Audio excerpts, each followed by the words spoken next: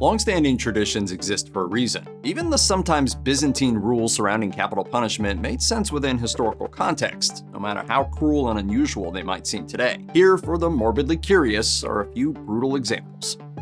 Across Europe, especially in pre-revolutionary France, execution varied according to one's class. Commoners faced some of the most painful methods of execution, including burning, hanging, or being broken on the wheel, an excruciating punishment that just happens to be one of the most accurately named ones at that, so use your imagination to figure it out. Aristocrats were also technically subject to such punishments, but even at death's doorstep, money talked. Among the unwritten rules of execution was the chance for the wealthy to tip the executioner to order up a faster, less painful death by beheading. During the French Revolution, revolutionaries decided to equalize things by inventing the guillotine, which would subject all condemned to the same quick demise. How would you like to die, pirate? Hanging? Firing squad? Or a new invention, the guillotine? Although Europe abandoned the more brutal forms of execution in the 19th century, the practice of tipping executioners continued, mostly in the context of firing squads. You expect a tip from me for that? At least one example of this exists from 1867, when Mexico's Emperor Maximilian faced the firing squad at the hands of Benito Juarez's Republicans. The Met Museum claims that he gave each of his executioners an ounce of gold so they wouldn't shoot him in the face.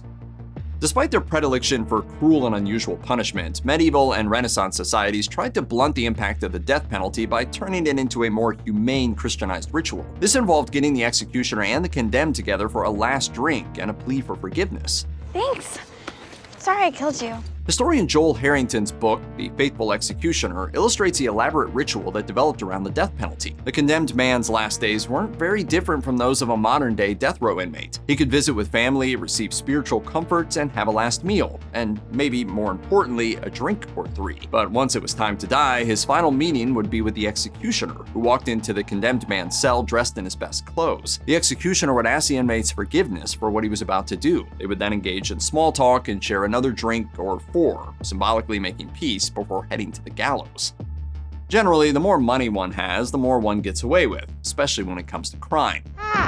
You look like the type of guy who would take a bribe. The Aztec laws about public drunkenness perfectly illustrate this inequity. The Aztec Empire strictly controlled alcohol consumption. Only the elderly could drink freely and still show their faces in public. Alcohol was virtually forbidden to commoners, while elites were allowed to drink in limited amounts. But being part of the ruling class wasn't a get-out-of-jail-free card. Public drunkenness was a capital offense for anyone under 70, no matter how rich you were. Nobles and commoners who appeared drunk in public were given second chances, but repeat offenders went straight to execution. The Aztec rationale for punishing nobles and commoners equally rested on the empire's conception of nobility. As the educated class and future leaders of the empire, nobles set the standard for the public virtue and conduct. In other words, they were expected to practice what they preached. The only difference was the execution itself. Commoners were publicly beaten to death, while nobles and their families were dispatched through private strangulation.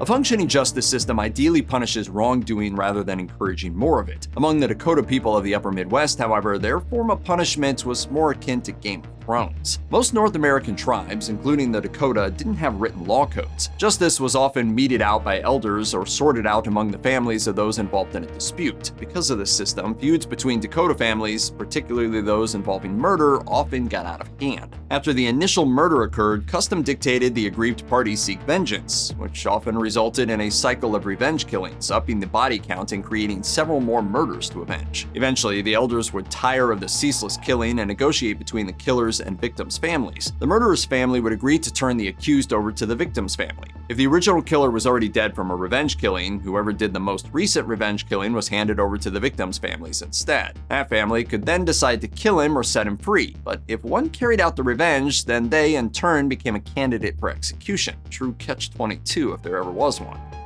The nomadic Inuit of the Arctic had no concept of law or tit-for-tat justice. Rather, crime was defined principally on whether the action was considered detrimental to group survival. Punishment was meted out according to the level of disruption, which the Alberta Law Review calls the maintenance of peace. A handful of offenses were considered so noxious to the collective survival that they usually resulted in execution. Some of them were typical: serial murder, although single murders could be excused in the name of group harmony, serial lying, serial theft, mental illness, and sorcery. Other crimes crimes related to group survival included being an extra unwanted, usually female child, or being elderly or chronically ill. And the manner in which the Inuits administered justice seems both strange and exceedingly cruel to modern eyes. Under Inuit custom, relatives of the condemned carried out the execution. Imagine being a mother asked to abandon her baby daughter, or a man told to kill his elderly relative. But within the Inuit code of collective survival above all else, the rules made sense. In the unforgiving Arctic, disunity could mean the destruction of the group and all its members. So if the people closest to the condemned person carried out the killing, there was no one for them to take vengeance on.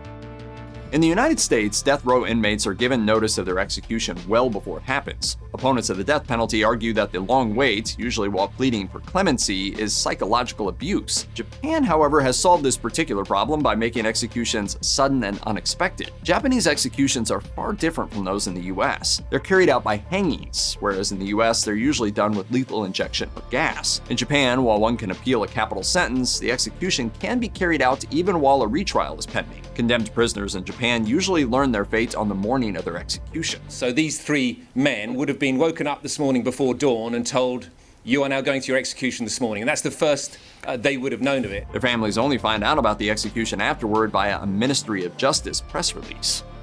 Scholars assume the laws of ancient Israel drew from the 3 law codes preserved in the Pentateuch, or the first 5 books of the Bible. If so, stoning would have been the most common penalty for a battery of offenses ranging from adultery, idolatry, blasphemy, and violating the Sabbath. Leviticus 24:14 says such executions were community affairs, reading, "Let the whole community stone him."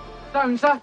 Nah, they got them up there, lying around on the ground. The reason behind this practice comes down to purity and collective atonement. The commission of a serious sin brought impurity and guilt upon that person's family and community. By taking part in the sinner's execution, the community purged itself of guilt and impurity. In the case of a bride who on her wedding night was discovered to not be a virgin, Deuteronomy 22:21 called for the men of the community to stone the guilty woman to death at the entrance to her father's house. Again, the logic was that executing her there would, quote, purge the evil from their midst and return honor and purity to the family home.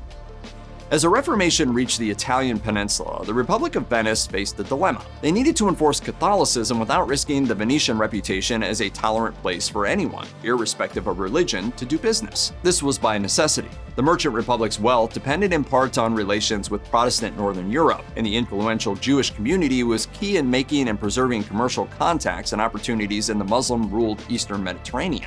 You call me misbeliever, cutthroat dog, and spit upon my Jewish gabardine. It now appears you need my help. In other words, the powers that be needed to figure out a way to keep everyone happy. According to historian John Martin's Venice's Hidden Enemies, Republic authorities relied on the idea that if no one saw it, it didn't happen. While the government did indeed hand out death sentences and publicly executed, quote, common criminals, when it came to heretics, they carried out those killings in absolute secrecy. A small group of officials and priests rode the condemned person out to the lagoon before sunrise, weighed them down with a stone, prayed over them, and dumped them into the water. No body, no witnesses, no evidence. As far as anyone knew, the condemned person had simply skipped town. With secret executions, Venice could tell its Protestant partners with a straight face that no persecution was happening to those who didn't subscribe to Catholicism, and turn around and tell the Pope the exact opposite.